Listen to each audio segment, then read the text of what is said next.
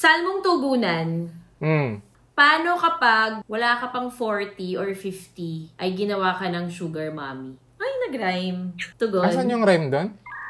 Sugar. Mami. 40 or 50, sugar mommy. Na-stress din yung guest natin. Tugon. Santa Jolens. Tulungan mo po kami. Ayan. Okay. Ang guest natin today, yung mga kanta niya ngayon ay namamayagpag sa Spotify. True. Anong feeling nung first time na pumasok yung kanta mo sa top 10?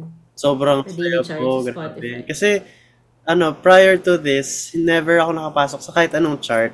So, let alone, di ba, maging top 10 pa ganun. So, sobrang unexpected niya. And gusto ko, I make it a point din na pag nagsusulat ako ng kanta, it's never to, to try to reach a hit, ganyan. For the, dahil siya, mahal ko siya at gusto ko siyang gawin, ganun. Ay, Tama. For the art itself, ganun. Ito yung sa bawat sandali. Yes po. Bawat sandali, di ba? Sobrang nakatulong na naging part siya ng mutyat ng Section E. Yes po. Totoo. Tapos, kasi Ivory record si Amiel. Sorry, ngayon lang namin nasabi. Si Amiel Kasi dapat surprise eh. Hello, Amiel. Hello. Ivory record siya. Tinatanong ko siya kanina, bago tayo mag-start, kung paano napunta yung kanta niya dun sa ang mutya ng sa Section series. E. Oo, di ba Viva yun? Yun pala, ano nga yun, Amiel? Ang Ivory is a sub-label. Hindi ko alam kung yun yung tamang term, pero siya, subsidiary ganyan ng Viva. Oo. Grabe yung mutya ng Section E, Ibang yun, Congrats kay Directed Boborol. Ayun. Tapos, dahil nga doon, chinek ko kanina sa Spotify. Alam mo kung ilang streams ka na? Ilan? Ng bawat sandali? Huli ko pong check parang 70 million. 5,000! Hindi. Ay, ilan? Higher. Check ko nga. 71. Oy, 83. Higher. Ay, galing mo na maghula. Di ba BS Math ka? 83. Oh my God. 80. Kaya nga po ako kanta na lang 89 million streams ka na, Mi. Nang sa bawat sandali. Baka Hala, Amiel, ang yaman mo na. Sana. Pag ka naman magpa-pizza, baka Ang yaman mo na. Kasi, di ba ngayon, kasi ngayon sa Spotify, kada stream mo, 1 peso. Naku, sana nga po. Grabe. So, meron ka ng 89 million pesos. Oh my God. Totoo lang yun. Talaga naman. Pwede ka na mag-retire. Oo. Alam mo, JP, release na natin yung kanta natin. Oo nga eh. May 3 albums na ako and yung isa na kay mama eh. Uy, tsaka si Amiel, co-isko natin. So, taga Yes, Diliman opo. siya. Sabay kami nag-upcut ata. Ni Amiel. Ayun. Tama. Bakit ka nag-BS Math? Ba't ka nag-BS Math? Nalilito ko dun sa mga nag-BS Math eh. Ang Next question. Nung high school ko kasi ako science high school. So, medyo expect namin na nasa realm of science and technology, engineering, mathematics, yung course namin. And rin po kasi ako, nag-DOST rin po kasi ako. DOST scholar ka. So, yun po yung parang dapat may scope ng courses lang napasok dun sa... Oo nga. sayang naman po yung scholarship. So, Totoo. Hindi ka pa umabot dun sa free tuition ng college? umabot naman po. Pero Umabot yung allowances ang... Allowance. Yun yung struggle. Yes, yung free college education, isa sa principal authors niyan, ang newly elected. One of our newly elected senators ang nagbabalik sa Senado. Number 2. Number 2! Yes! Diyos ko naman, Senator Bam, akala namin, Diyos ko, nasa laylayan tayo. Mga survey Nakakakaba ka, Senator Bam. Diyos ko, Lord. Hindi ka naman nagsabi, number 2 naman pala. Diyos ko, Feeling ko tinago niya yun para pakabahin lang tayo. Oo, suspense. Lahat ng to, pinlano mo? Ako nagtataka, ba't hindi pa ginawang number 1? Mahirap. Alam mo, nanay, para kang nanay mo, ba't di number 1? Number 1? Parang si, Grabe! Isa sa principal authors niya ng free college education. Si Senator Bam Aquino. Tapos si Senator Kiko Pangilinan, number 5. Ano ba yan? Ang overachiever naman, akala natin nasa number 11 to 15 eh. Hindi na mag-isa si Senator Risa. Hindi na siya loner. Yes. Uy, si Amiel, nag-ano pala siya, nag-volunteer na kumanta sa isa sa mga rally. Oh. Ano yun? Akala ko kain. Si Pilio. Akala ko kain. Nag-volunteer kumain. Oo, nag-volunteer siya na, singer, tama? Sa isa sa mga Yes rally. po. Kaya sa 50, sa Akbayan po, kay Kay Attorney Chel. Congressman Chel. Congressman Chel, sorry. 3 Totoo. seats ang Akbayan. 1 seat galing. ang ML. At talaga nga naman, nakatatlong seats ang Duterte Youth. Oh my Oo. God. Awa na lang talaga. So anyway, so ngayon ay a day after the midterm elections sa Pilipinas. So kung kailan man to i-release. Tama lang na yung guest natin ay kabataan na tulad natin. Kasi tayo ang pag-asa ng bayan. Tama. Okay. Uy, alam mo ba, Gen Z at Millennials, youth vote na ang pinakamalaking chunk Totoo. ng Ang galing, bumoto. no? 42 million. Tapos, doon sa 42 million, 42 something, 4 million ay new voters. So, either Gen Alpha to papuntang Gen Z. So, ayun. Yung mga boomers, 11 million na lang, di ba? Ayaw na namin magsalita ng masama sa boomers, pero, yeah. Paunti na lang kayo. Charing. Anyway, sige, pakilala na muna tayo. Oo nga. Sabi ni Amiel na nakikinig daw talaga siya ng Awalang Kwentang Podcast. Yes, opo. Sige nga, kung nakikinig ka, anong episode number my God. namin Okay, sige, pakilala muna tayo. Ako si JP at naghahanap po ako ng sugar daddy na magbibigay sa akin ng pera. Thank you. Iyan nyo na lang. Send ko yung Gcash ko. Ako si Tonet at nananawagan ako dun sa papayag na maging sugar daddy ni JP. Sinasabi ko sa inyo, malulugi kayo agad talaga sa kanya. Ay, hindi. As in- Promise, hindi. Maglalabas akong resibo. Naglalabas tayo ng resibo dito. Reimbursement. Lugi kayo, Mi. Wag siya. Sinasabi ko sa inyo talaga. My God, sa ekonomiya ngayon, parang okay lang. Sige, sugar daddy. Okay, go, Amiel. Hello, ako po si Amiel at I'm happy to be here. Ang safe naman itong Ang bata. safe naman. Ayaw niya mag-comment sa sugar daddy. Ayaw niya. At ito ang Walang Kwentang Podcast. Presents Santa Jolens, tulungan mo po kami. Yes. Featuring Amiel Sol. Na ang daming ganap Ang dami mong ipopromote mamaya. Sige, promote mo na muna ngayon para sa mga ibang Para wala silang choice na mapakinggan itong sasabihin mo. Tama. Itong Tama. Basa. Mga 2 weeks ago, nag-release ako ng kanta. It's called Nahanap Kita. Next month, magkakaroon din kami ng concert. Kasama ko dito si Rob Daniel, si Earl Agustin, and GAT.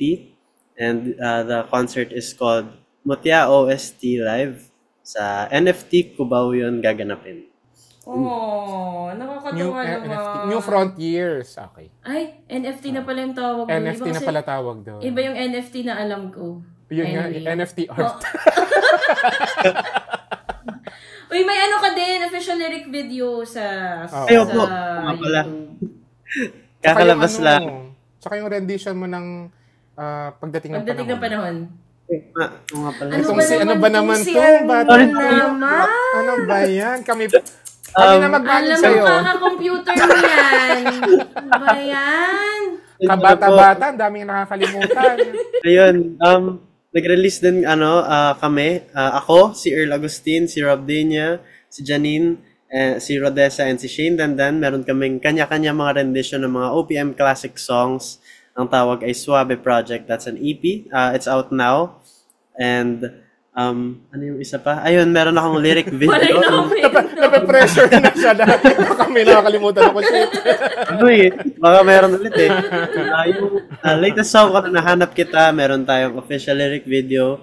We released it a few days ago. Sana ma-check out nyo yun sa YouTube channel ko.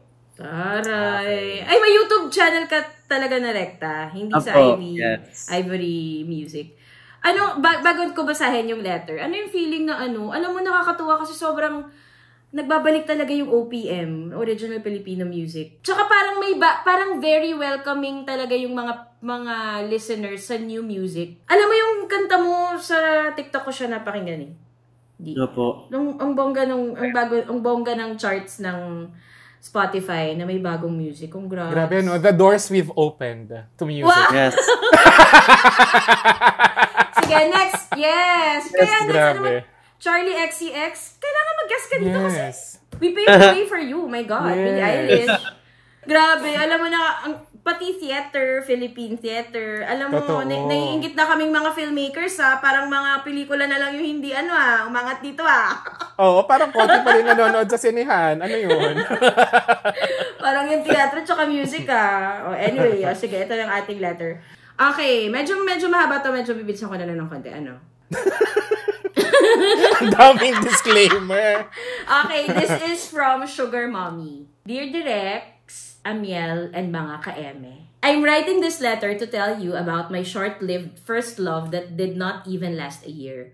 So eto na nga, batchmates kami from college. Ako yung typical top-performing student, cream of the crop, ang atake, and wala akong masyadong social life, no serious jowa, since strict parents. Siya naman, complete opposite. Plays in a band, student council, party sa Pobla, BGC every week, and friends with the cool people. Fast forward to post-life college, nag-break sila ng long-term 3-year jowa niya, and a year after, he pursued me, slid into my IG DMs, and tried to become my friend.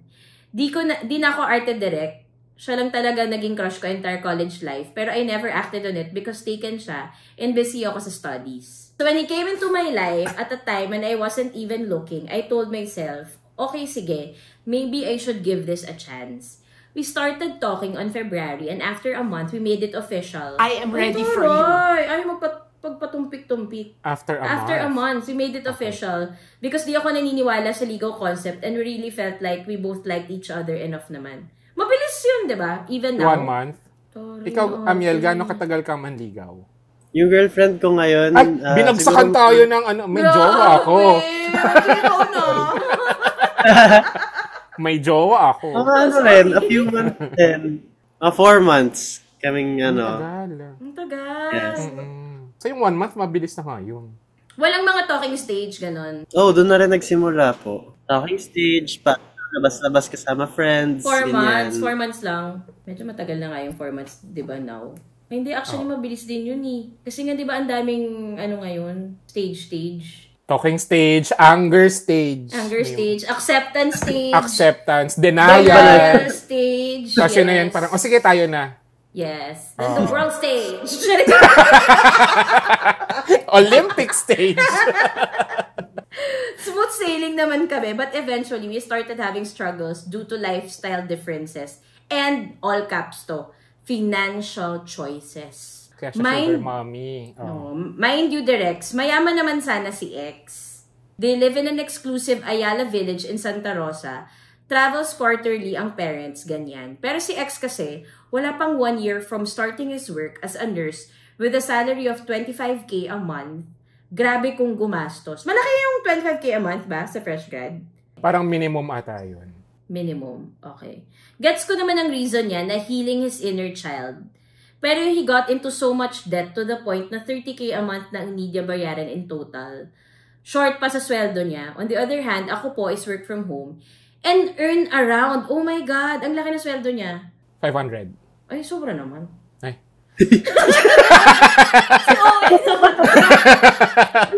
Magkano? 150. 80K. 80K. Ang hirap naman tanong ito ni JP. Oo, naman. Di ba malaki yun? Di ba malaki, Amiel yun? Pareho silang fresh grad. Yes. Oo, for a fresh grad siguro. And ano yung nakaka-earn ng 80K a month? IT. VA? Or virtual baka nasa assistant. data field sila. Okay. I was working as... ito naman kasi hindi ko agad binasa. I was working as a nurse din before. Sorry. Ito pala. I was working as a nurse then before I landed this job. So, I understand him naman then. Kaso direct, in-urge niya kasi ako na i-help. Kakairita si Akla.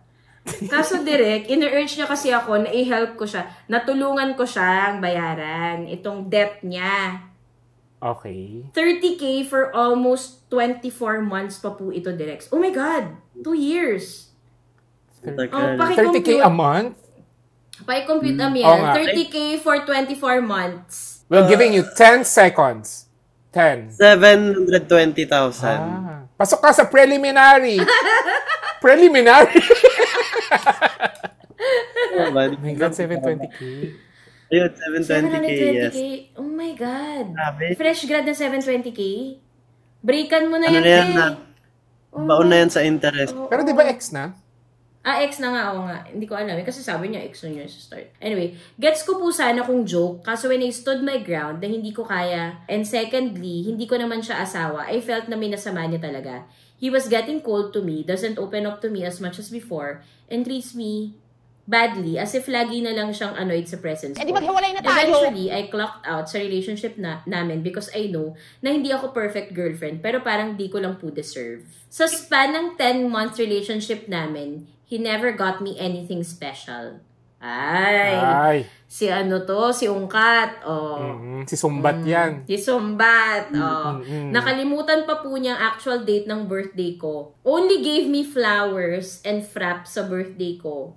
Frap? Mukha frap ba yan? My God. Whereas, coach na bag ang binigay niya sa birthday ng ex niya before. Okay, akala ko sa kanya, Baka naubos doon, kaya flowers saka frappuccino na lang yung kanya. And doesn't even celebrate monthsaries with me, kahit I communicated na I care about stuff like that. For Christmas, I got him a chair worth 12, si Sumbat na to. Paki-compute na. Nako, resibo. For Christmas, I got him a chair worth 12K. Ano ang chair na 12K? Anong ginagawa niya? Mga gaming chairs, o kaya ergonomic, mga gano'n. mid-century, ganyan. Mga vintage. Akala ko yung parang kusa niya nililinisan yung ano mo. Kuko? Chair na 12K. Oo, baka pang gaming. A chair worth 12K. He got me speakers for my PC and a bag. Gifted to his mother, pero his mom didn't like it, so he lent it to me. Bag. Daming sasabi ni ate.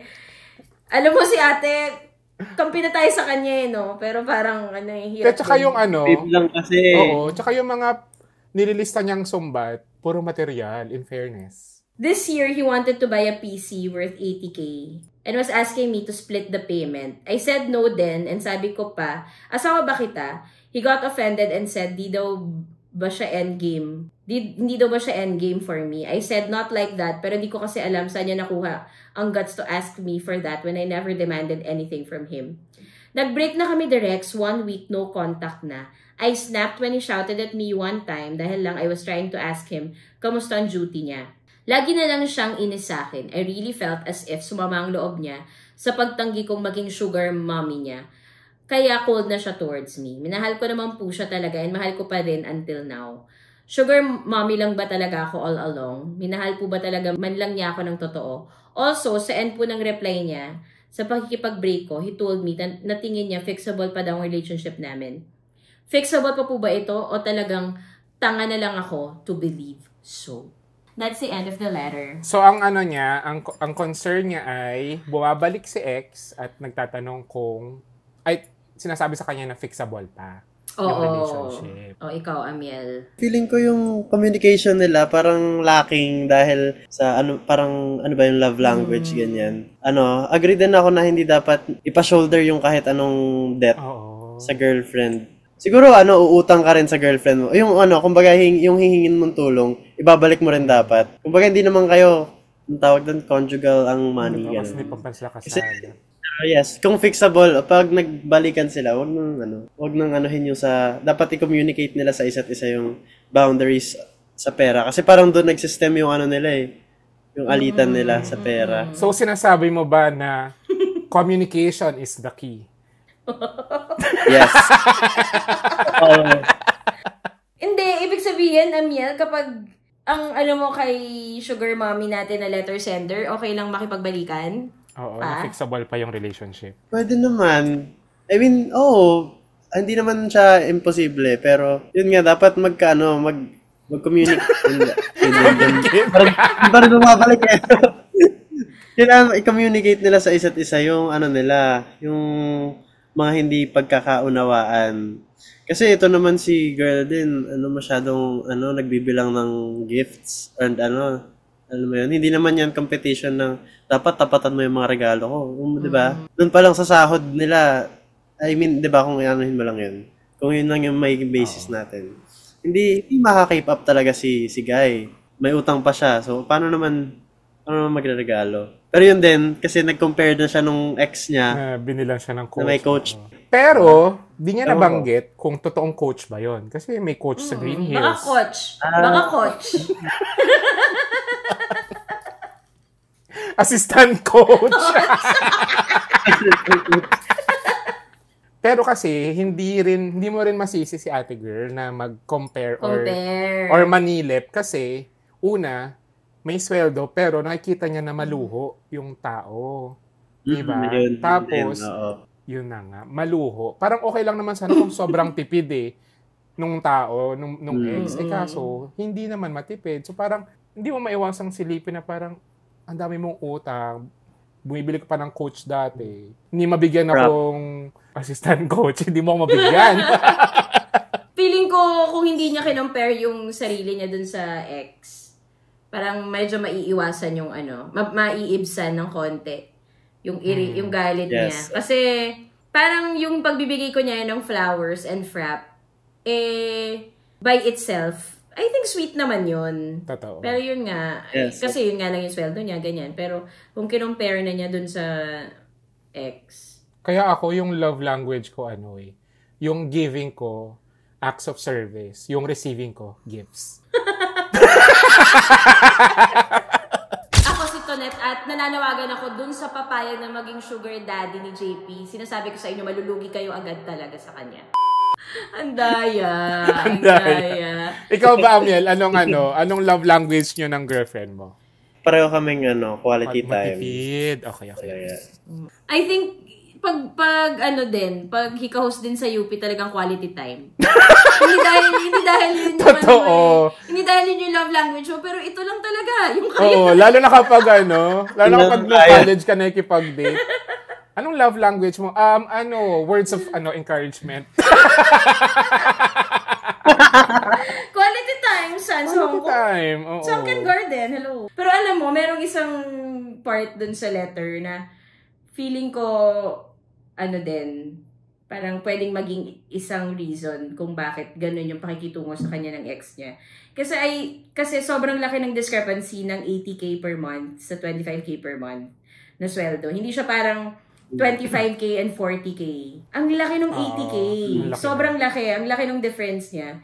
And in reality, hindi lahat ng lalaki ay very comfortable sa kapag yung babae sa relationship ay mas malaki yung kinikita. At sa sitwasyon nila, hindi lang basta malaki. As in, si OA yung laki ng kita. So parang feeling ko at play din dito yung ego ni guy. So parang malaki sweldo mo. So afford mo to. Afford mong bayaran yung utang ko kahit di ka naman talaga kasali dun sa pagbili. Pero sabi nga ni Astrid sa Crazy Rich Asians, it's not my job to make you feel like a man. I can't make you something you're not. Sabi niya. Oo. Nandun ako sa kwarto niya nung sinabi niya sa Crazy Rich Asians.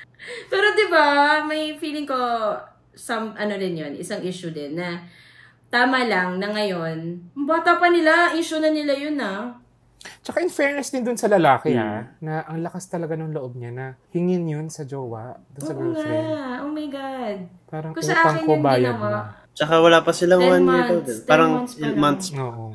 Oo Tapos bakit siya bumili ng hindi niya pala afford? Tapos Totoo. yan. Kasi ito namang si Sugar Mommy, pinag-iisipan niya pa rin kung babalikan niya. Di ko na alam. Bagay na lagi mong nawawala. My self-respect. Totoo. Oo. Magiging Tiga Davao issue ka yan ba? dati. Parang hindi ko nagigets. Make it make sense. Make it make sense. From here, kung 80K na yung sweldo mo, na halos fresh grad ka pa lang, pataas lang your sweldo can only go up. Kung yung ex mo ay hindi niya, magigets na hahayaan ka niyang maging successful sa pinili mong trabaho, pinili mong career, wali. Ang mangyayari niyan, parang yun nga, ikiklip niya yung wings mo. Siguro papasayahin ka niya sa ibang mga bagay, quality time, ganyan, pero hindi mo namamalayan, ang layo na pala dapat ng narating mo, pero klinip niya yung wings mo, kaya ayun. Inaabuso ka na niya, inaabuso. Dami kong kaibigang ganyan. Lahat Huwag na ng yung magsalita, chismis baka alam mo. nakikinig. Kasi sa totoong buhay, okay lang naman talaga gumastos. Wala nang kaming pakialam kung gusto mong bumili ng Birkin o gusto mong mamahalin na pabango, tig 25K na. Okay lang. Kung afford mo naman, Totoo. hindi mo naman ninakaw sa amin, di ba? I mean, kung maayos naman yung pagkakakuha mo ng pera na yan, sa'yo na yan. Pero kung bibili ka, gagastos ka, so hindi mo naman pala pera, hindi mo naman pala afford. Totoo. Spend within your Means. Ang galing naman ni Amiel! Pero merong ibang philosophy yan, pero may iba ang philosophy nila. And I think ito yung mga mga kuripot na mga mayayaman. Sa kanila, ang philosophy nila sa spending, spend below your means. Tama rin naman yan. Tama Mas rin. mas marami kang nasa-save. So, pero tama rin naman yung within, di ba? Kasi below. Oo.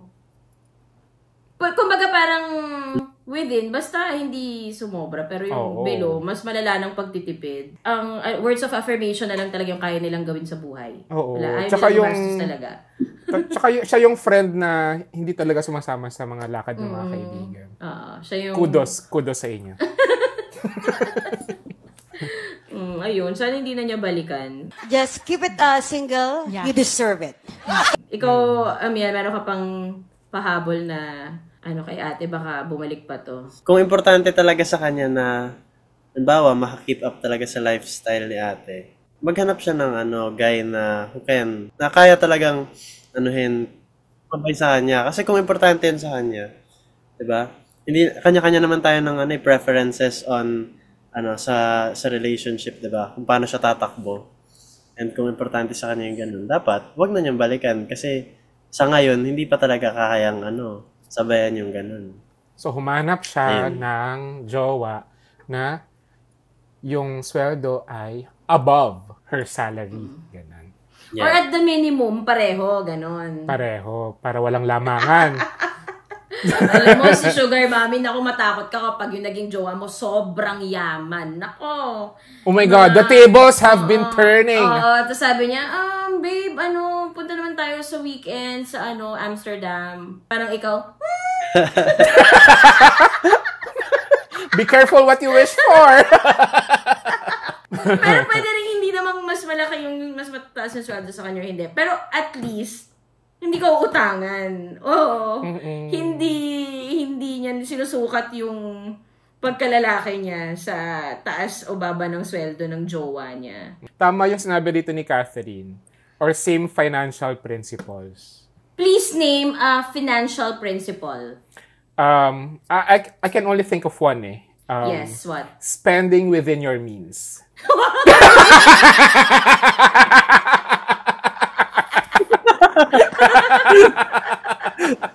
Ikaw, Yeah. Amiel, what's your financial principle? Principle number 2, spending below your means. Wow! He's a fast learner! Ayun kayo.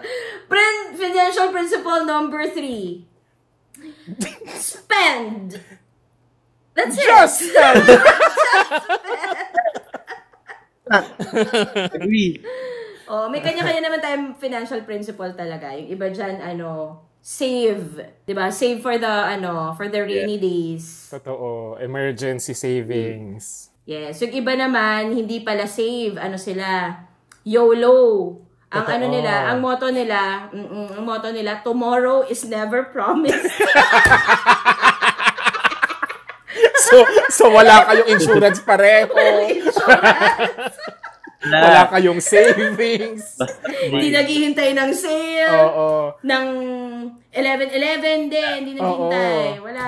Piso sale, wala yan. Tapos ang motto ng mga yan, love will make us alive. Will keep us alive. Yeah. Will keep us alive. Okay naman yung ganyang dalawang principle, no? Pero kay Sugar Mommy, binabalaan kita dun ka sa una. Suspend within your means. Oo. Kahit below, ganyan. Wag yung tomorrow is never promised. Baka ganun yung ex niya, tomorrow is never promised. Never promised. But I promise you that I love you. Uy, wait, mag-hi pala tayo. Hindi tayo nakapag-hi. Tayo dito sa Zoom. Hello sa mga ka-eme at mga fans ni Amiel. Hello, guys. Yes, hello, Mga guys. VVIP. So, 85,000. Yes, if you want to be part of our live recordings, punta kayo sa angwalangkwentangpodcast.com and be part of our VVIPs. Tapos, meron kayong mga special perks like being part of Zoom recordings, and kapag meron kaming live recordings sa Basta Cafe, merong early bird alagwa. Paalagwa sa sa mga VVIPs. O, sige, pag-usapan natin yung mo. Kasi, bakit JP? Pagod ako. Hindi, kasi nung nagbabasa ako, pala? Meron kang day job before ka nag-full. So, ngayon, full-time na si Amiel. Na musician. Yes. Na musician. Oo. Yeah. So, hindi na siya pwedeng tanungin talaga ng mga numbers. Kasi, tinalikuran na niya yun eh. Tama So, na. sine, cosine, tangent is equals to... Yes. Okay, iniwan na talaga niya. Paano yung naging decision mo na yun na iwan mo yung... Kahit nagsistart ka pa lang sa music? Kaya talaga ako may day job para hindi ko masyadong iniisip yung pera when it comes to music. Talagang do it for the passion talaga. And dumating talaga yung time this year lang na parang dumadami talaga yung mga gigs ko. And medyo kinakaya na siya financially na medyo natatapatan na minsan yung sahod ko, ganyan. So, blessed din talaga ako kasi kaya kong i-take yung risk na pursue to full-time. So, since dito pa naman ako nakatira sa parents ko, ganyan, wala pa naman akong binubuhay na kahit sino or pinapaaral. So, naisip ko lang na kung hindi pa ngayon, kailan pa ba ako magte-take ng risk na ganyan? And if ever lang, knock on wood na hindi siya mag-workout, pwede naman akong bumalik sa work anytime. I mean, pwede akong mag-apply lang ulit, ganyan, and maghanap. So ngayon, para no regrets lang na, sige, ibigay ko na lahat ngayon. Para at least mag-workout man o hindi, at least sure ako na nabigay ko lahat ng kaya kong ibigay. Ano ba yung day job mo, Amiel? Ako dati? Data analyst. Data analyst ng? Sa BPO ako dati. Ganyan. Ay, tama diba? Call center. So, mga numbers na report sa mga clients, ayan, ako gumagawa ng mga report na ganun. Parang may naalala ko na nung nag-screening kami ng Gitling sa Basta Cafe, parang yung sa Q&A, may isang nagtanong doon sa director na parang paano daw niya pagsasabayin yung passion niya sa paggawa ng pelikula. Pero at the same time, nakakapag-provide pa rin siya for herself and sa mga taong nakadepende sa kanya. Which I think is fair question kasi ang hirap talaga nun pagsabayan, di ba? Para sa akin, nung time na binabalance ko pa pareho, hindi ako napapagod talaga sa pag-pursue nitong music. Kahit na nakapagod siya sa katawan, parang nare-recharge yung sarili ko kapag nag-isa ko, ganyan. So, napaka-importante na gusto mo yung ginagawa mo for you to be able to balance that. Kasi kapag hindi mo naman siya masyadong gusto, parang trip-trip mo lang. Hindi, parang hindi magiging enough yung fulfillment mo to trump yung pagod. Parang ganun. So, sa akin talaga, lang din. Tsaka, pagiging intentional sa pag-pursue ng both careers na ganyan. Day job and kung ano man yung passion mo. Yung una, kahit na hindi mo masyadong mahal na mahal yung day job mo, parang ako, ang ko doon is, binibigyan niya ako ng means para ma-pursue ko yung passion ko. Parang ganun. So at the same time na, parang siya yung nagpa-fund ng aking passion. Ang pwede rin gawin ng iba parang nung nag-work pa ako nun sa ABS, sa CPI, merong isang musician din siya.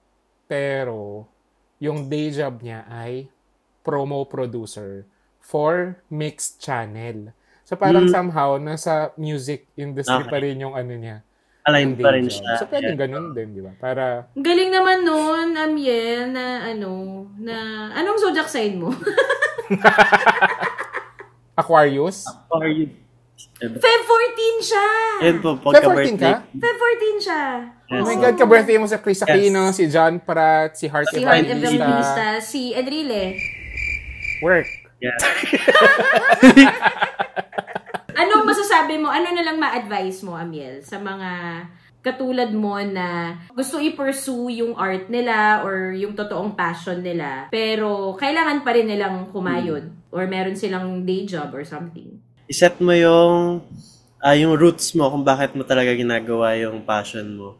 Kasi kapag ginagawa mo siya para gusto mong maging rich and famous, ganyan, meron siguro, kapag hindi mo siya naabot, meron kang void na, hindi nagbunga yung passion ko. Pero kung yung sa sarili mo, gusto mong gawin yung passion mo dahil you love to do it, and yun the process itself is the reward. You don't, parang ka na, may mapufulfill ka whatever comes, and kumbaga panatag ka na as long as you get to do it, masaya ka.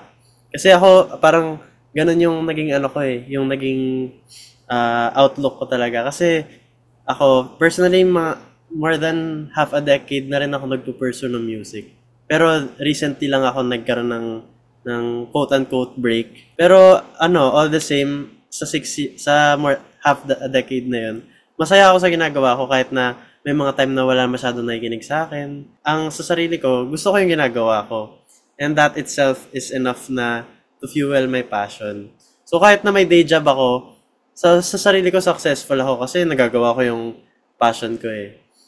And ayun, yun yung parang pinaka-importante para sa akin. And everything else is a bonus. And syempre napakalaking bonus nga naman kapag naging kabuhayan mo na rin siya. Kaya dapat paano ba? Parang nagpa-practice ka na rin for your passion para kapag nabigyan ka na ng opportunity or nung break na, ready ka na to face the world. Tapos may gusto lang din ako i-share. Nung unang beses ko napanood yung I'm Drunk, I Love You. Doon ako unang na-spark yung pagkagusto kong mag-pursue ng music talaga. Kasi hanggang ngayon po, kada gig ko, kinakanta ko yung Burnout, lalo na yung version nung... Gusto mo babigyan kita ng sarili kong version? Okay lang naman. Yes, opo. Yun po yung gusto ko talaga. Ako nasa mama mo pa. In the future, baka kukunin ka sa isang pelikula. Totoo. As OST. Di ba? Ito na, ibasahin mo na ulit yung mga mo. Yung mga ipapromote mo. Baka may makalimutan ka ulit. Sige, ito. Meron akong new single na Nahanap Kita, released last April 23. And yung lyric video nito ay nasa YouTube na rin. It's out now. And nagkaroon din ako ng sarili kong version ng Pagdating ng Panahon ni Ice Segura. It's a part of the Suabe project, which is an EP full of kanya-kanya mga rendition ng mga classic OPM. And meron tayong Mutya OST concert on June 20 at the New Frontier Theater along with Earl Agustin, Rob Daniel, and GAT. Ayan, kapag gusto nyo pa makita yung mga upcoming gigs ko and yung mga future events, pwede nyo akong i-follow sa Instagram at AmielSol2. Taray. Bakit? Puno na ba yung Amiel Sol 1? Ay, may nakakuha ka puno Amiel Sol eh. Bigay mo na. Ibigay mo na. Hindi, okay lang. Kasi February number 2. Buti hindi Amiel Sol 6342. Parang yung sa IG natin din, yung Ang Walang Kwentang Podcast. Yung merong ibang IG na Ang Walang Kwentang Podcast, di ba? Ang IG namin, guys, ay at AWKPstuffs. Pero may S talaga. Pero syempre, joke lang yun. Meron kasing, meron daw nag-comment sa Facebook natin na Kino-correct pa rin hanggang ngayon. Kino-correct tayo na parang, Pero nag-apologetic siya, parang sabi, sorry po, I just need to say na Hindi siya makatulog kailangan mailabas ko.